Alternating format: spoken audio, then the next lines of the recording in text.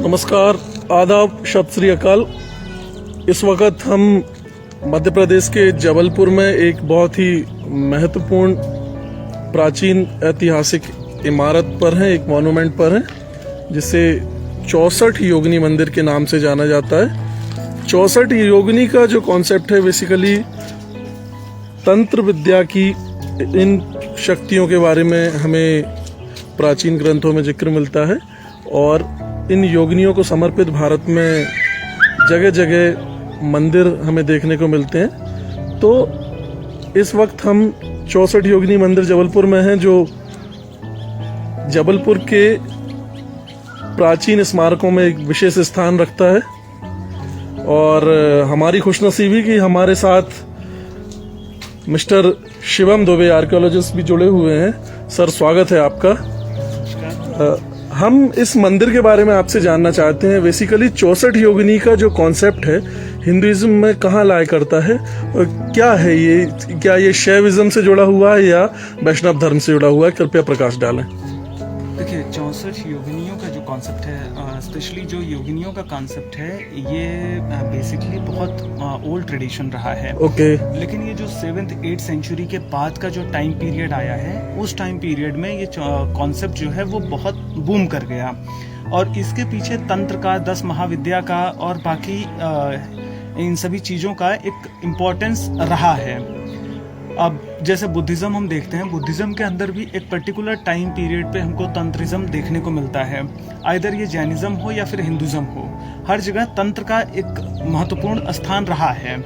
तो उसी तरीके से जब हम शाक्त संप्रदाय देखें या फिर शैविज्म देखें, तो उसमें 64 योगिनियों का और इनको हम शैव और शाक्त को एक उसमें माला में देखते हैं, क्योंकि जितने भी हमको 64 योगिनियों के टेम्पल मिलते हैं, उनके सेंटर में हमको शिव का टेम्पल मिलता ही मिलता है हर जगह पर। जैसे हम यहाँ पर देख रहे हैं, तो ये भी गौरी शंकर मंदिर है। जो कि कलुचुरी आर्ट पे बना हुआ है। लेटर में इसका कंजर्वेशन गोंड टाइम पीरियड में किया गया था। जी जी।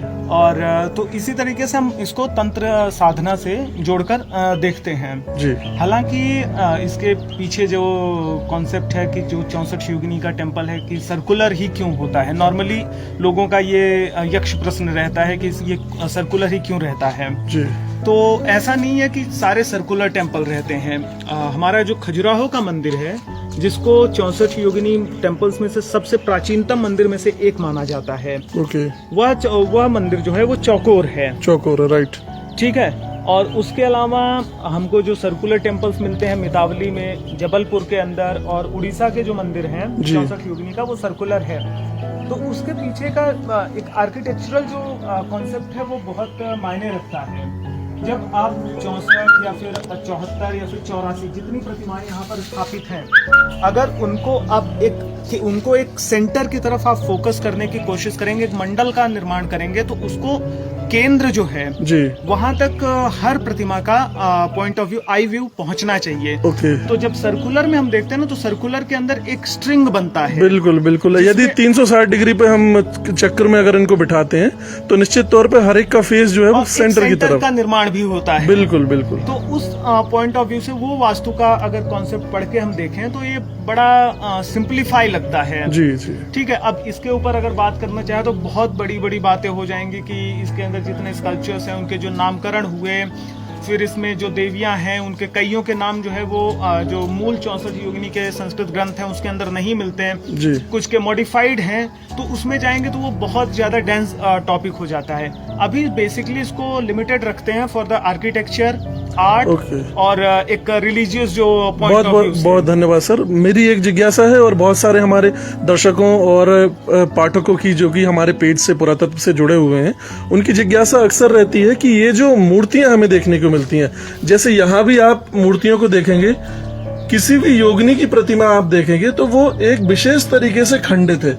खंडित ऐसी कि जैसे इसको जानबूझ के किसी स्थान से तोड़ा गया है। तो क्या आप इस पर कृपया प्रकाश डालें कि ये किस तरीके से टूट गई हैं? बेसिकली यहाँ पे जो एक किंवदंती थी शुरुआती चरण में कि ऐसा माना जाता था, यहाँ के लोगों को यह मान्यता थी कि इन प्रतिमाओं के अंदर जो है खजाने जमे हुए हैं, इनके अंदर सोना चांदी लगा हुआ है, तो इसकी वजह से बहुत सारी मूर्तियां तोड़ दी गई, ऐसी किंवदंती यहाँ पर प्रचलित है। हालांकि कुछ आक्रमण के भी मतलब अभिलेखित साक्ष्य हमें प्राप्त होते हैं, परंतु उसमें क्या तोड़ा गया क्या नहीं तोड़ा गया उसके पीछे उसके बारे में बड़े विस्तार से नहीं मिलता।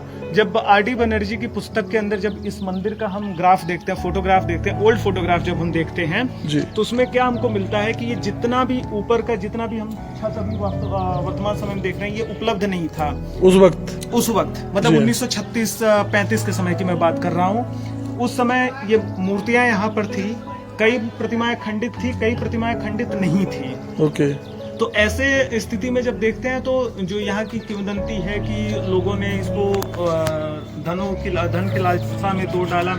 कई बार ये भी कॉन्सेप्ट्स आए थे कि यहाँ पर ये जो प्रतिमाएं थी उनको लोग लेके भी जाना चाहते थे। बहुत सारे तस्कर होते हैं, बहुत सारे लोगों ने चोरी करने की भी कोशिश की। यहाँ से एक प्रतिमा चोरी भी हुई थी, लेकिन हालांकि उसको बाद में रिकवर कर लिया गया था कौशाम्बी इलाहाबाद से। ओके। तो ऐसे बहुत सारी चीजें हैं जिसकी वजह से हेरिटेज का जो प्रॉब्लम है वो होता है।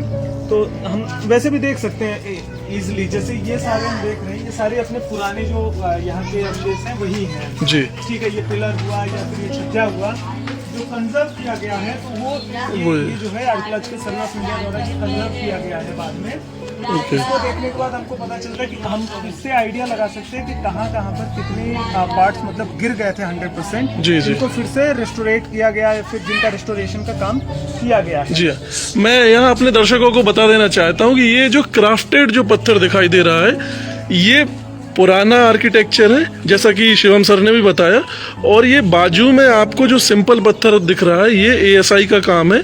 जब इसका कंजर्वेशन किया जाता है तो ऐसे करके एक साधारण पत्थर उसके साथ लगाया जाता है ताकि दोनों के बीच में डिस्टिंग्विश करना आसान रहे कि कौन सा हमारे पूर्वजों का काम है और कौन सा काम हमने उसको मदद करने के लिए खड़ा किया हुआ है। एग्जैक्टली। और कई जगह पे हमको ये पॉइंट्स हमको दिख रहे हैं छेद किया हुआ। जी हाँ। तो बेसिकली ये इन प्रतिमाओं का बहुत पहले रेस्टोरेशन का काम किया गया था जी, जिसमें ड्रिल करके सलिया डाल करके और बाकी पार्ट्स जो हैं लगाए गए थे जी। बट वो समय के साथ साथ क्योंकि ये बहुत लेट में आर्कियोलॉजिकल सर्वे ऑफ इंडिया के अंडर में आया जी, तो उसके पहले बहुत सारी चीजें हो चुकी थी। ओके। और यही कारण है कि अभी भी यहाँ पे ये लाइव टेम्पल है जहाँ पे पूजा पाठ भी लोग करते हैं। और ये जो पर्टिकुलर पार्ट है ये 100% जो है ये निषिद्ध है क्योंकि इसका हेरिटेज इम्पोर्टेंस बहुत ज्यादा है जी। इसके लिए इसको लोग as a heritage as a museum की तरह इसको आप देख सकते हैं, कल्चरल म्यूजियम की तरह जी। और ये बता रहा है कि उस समय कल्चरल पीरियड में क्या कॉन्सेप्ट रहा था यहाँ पे इस कल्चर्स का। अंतिम एक छोटी सी बात आपसे कि ये जैसे एक मोन्यूमेंट के अंदर ही एक लाइव टेम्पल है जिसको आज भी पूजा जाता है। हम देख रहे हैं यहाँ पे बहुत सारे श्रद्धालु और भक्त आ रहे हैं। दूसरी तरफ बाकी का जो सर्कुलर शेप है, जैसा कि सर ने बताया कि यहाँ पे पूजा पाठ किए जाना निषिद्ध है, तो हम लोगों में अपने पाठकों के बीच में जन जागृति लाने के लिए उनसे क्या हमारी अपेक्षा होती है, इन मूर्तियों को अगर इस तरीके का कोई मॉन्यूमेंट देखते हैं तो उन्हें कैसा व्यवहार करना चाहिए, सर आप इस पर प्रकाश डाल दें। जो ये हेरिटेज है, विरासत हमारी है जी, ये विरासत अब वर्तमान समय में बन नहीं सकती। इनका कोई मोल नहीं होता और इन जो चीजें हम क्रिएट नहीं कर सकते उसको डिस्ट्रॉय करने का हमारा कोई अधिकार नहीं है। और अगर आज वर्तमान समय में हमारे जो पूर्वज रहे हैं उन्होंने इन प्रतिमाओं को, इन मंदिरों को, इन विरासत स्थलों को सुरक्षित रखा है और वही कारण है कि आज हमको ये चीजें दिख रही हैं। अब हमारी ये रिस्पॉन्सिबिलिटी है कि हमारे आने वाली भी जो पीढ़ियां हैं उन तक ये विरासत पहुंचे और उनको भी गर्वान्वित महसूस हो कि हमारा प्राचीन भारत का जो इतिहास है, जो संस्कृति है, वो कितनी महान थी और कितनी बड़े स्तर पर ये फैली हुई थी। बहुत बहुत धन्यवाद सर। तो दोस्तों, मेरा नाम है शिवाजी और आप देख रहे थे हमारा फेसबुक लाइव पुरातत्व चैनल के माध्यम से। हमारे साथ शिवम दुबे सर जुड़े हुए थे और इस वक्त हम मध्य प्रदेश के जबलपुर में 64 योगिनी मंदिर से आपको रूबरू करा रहे थे। आप सभी का बहुत बहुत धन्यवाद।